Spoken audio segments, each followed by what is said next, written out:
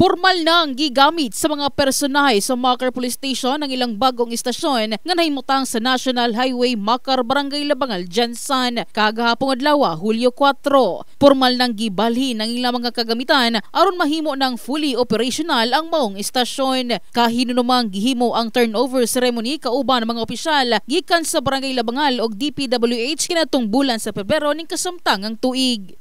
May directive po galing kay RD, ma'am, na office na talaga kami doon sa new building ng police station 2, ma'am. So, ongoing po yung namin, ma'am.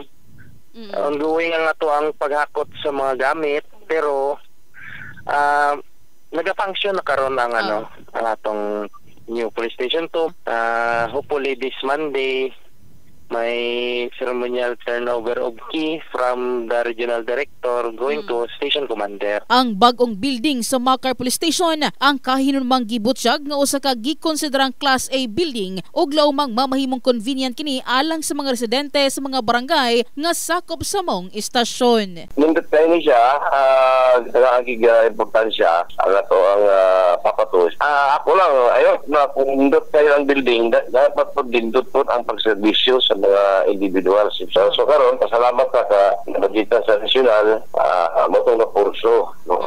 Matod pa nga po pinakanindot building. Kahinumang ang tulo ka andanas nga building ang gigahinan matod pa og budget nga mokabat sa 13 million pesos. In the heart of changing lives, kini si MJ Fernandez, Brigada News.